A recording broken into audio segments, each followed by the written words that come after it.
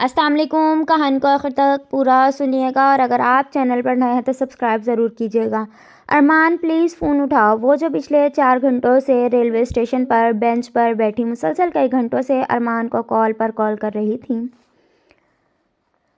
اب پریشان ہوتے ہوئے بولی ارمان نے ایسا کبھی نہیں کیا تھا. ایک بیل پر ہی وہ ہمیشہ اس کا فون تو اٹھا لیتا تھا، پر آج ایسا کیا ہوا کہ وہ مسلسل فون کرنے پر بھی کال پک نہیں کر رہا تھا. اللہ جی مدد فرمائیے. ایک بار پھر سے اس نے ٹرائی کیا اور اب کی بار فون آف کر دیا گیا تھا. یا اللہ مدد فرما. ارد گرد نظر دوڑاتی وہ ڈرتے ڈرتے دل سے آیت الکرسی کا ویٹ کرنے لگی. انجان شہر کی ویران پڑتے پلیٹ فارم پر اب وہ اکیلی بیٹھی تھی. لوگ آہستہ آہستہ پلیٹ فارم سے اپنی منزل مقصود تک جانے لگے، پر اس کی منزل کا اب تک بھی کوئی ٹھکانہ نہ تھا. لاہور ریلوے اسٹیشن پر اب ہو کا عالم تھا. صبح سے شام اور اب شام سے رات ہونے لگی تھی. ڈر کی وجہ سے اس کا ماتھا اور جسم پسینے سے شرابور ہو چکا تھا. اپنے گھر سے اکیلے کبھی نہ باہر نکلنے والی وہ لڑکی آج کراچی سے لاہور ایک جھوٹی محبت کے دلاسے اپنی تمام تر کشتیاں جلا کر آئی تھی. بار بار پریشانی سے وہ اپنی کلائی پر بندھی گھڑی پر نظریں رکھتی، تو کبھی پانی کی بوتل کو منہ سے لگاتی، تو کبھی آتے جاتے مسافروں کو دیکھتی. اور رات جاگنے کے باعث آنکھوں میں اب نیند ڈولنے لگی تھی، پر ابھی تک اسے کوئی سکون کا ٹھکانہ میسر نہیں ہوا تھا. بجلی کڑک کر اب بارش کی صورت اختیار کر گئی. ابو جی بے ساختہ صندل کے منہ سے نکلا. ارے میرا بچہ، میں ہوں تو ڈر کیسا؟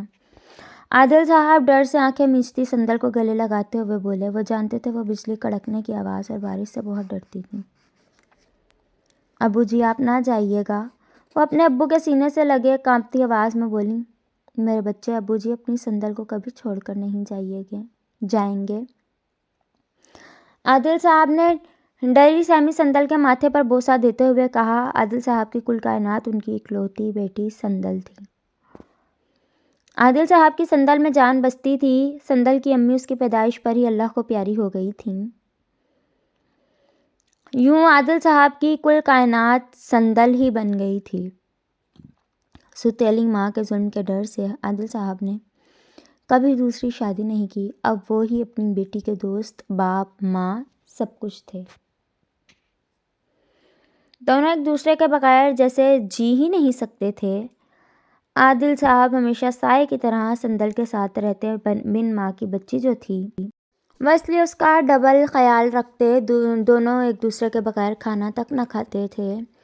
وہ باپ کم دوست زیادہ تھے. پھر وہ دن آیا جب دونوں کے بیچ جھوٹ کی دیوار آ گئی. عیدی جمع کر کے صندل نے موبائل لیا اور وہاں سے اس کی بربادی شروع ہو گئی.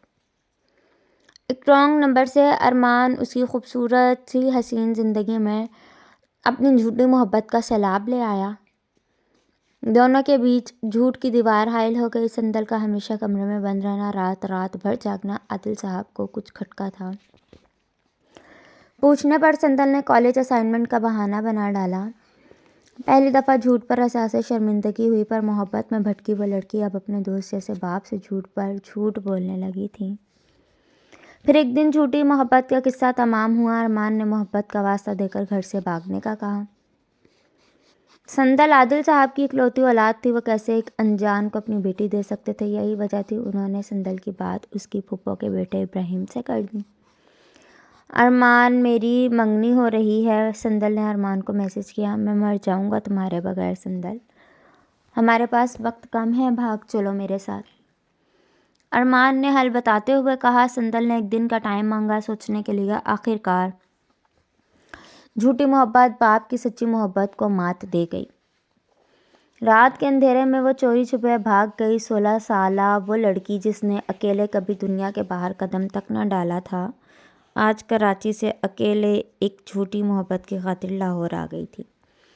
بجلی دوبارہ زور سے کڑکی جب صندل ماضی سے واپس آئی. سامنے ریلوے پر لگی بڑی گھڑی 8 بجا رہی تھی. رفتہ رفتہ رات اور ڈر دونوں مزید بڑھتا جا رہا تھا. بارش کے برسنے سے اب اس کا عبایا بھی بھیگنے لگا تھا. آنکھوں سے نکلنے والے آنسو بارش کے قطروں سے مل کر اس کی گود میں رکھے تھے. ہاتھوں پر تیزی سے گر رہے تھے۔ یا اللہ میری مدد کر، ارمان پلیز آ جاؤ، مجھے بہت ڈر لگ رہا ہے۔ وہ آسمان کی طرف دیکھ کر بولی، پر شاید باپ کو دھوکہ دینے پر اللہ بھی اس سے ناراض ہو گیا تھا، شاید جب بھی اس کی دعائیں قبول نہیں ہو رہی تھیں۔ سفید چہرہ خوف اور سردی بڑھنے سے اور بھی سفید پڑنے لگا۔ دور کھڑے کچھ آوارہ لڑکے دھیرے دھیرے اب اس تک آ رہے تھے، وہ کسی بھوکے جانوروں کی طرح اسے ہی دیکھ رہے تھے۔ ڈری سہمی بینچ پر بیٹھی کم عمر وہ لڑکی ان بدماشوں کو آج اپنی عیاشی کا سامان لگ رہی تھی۔ پر اسٹیشن پہ پھرتا وہ چوکیدار ان کے بیچ ایک دیوار بنا ہوا تھا، جس کی ڈیوٹی ختم ہونے میں اب کچھ ہی وقت باقی رہ گیا تھا۔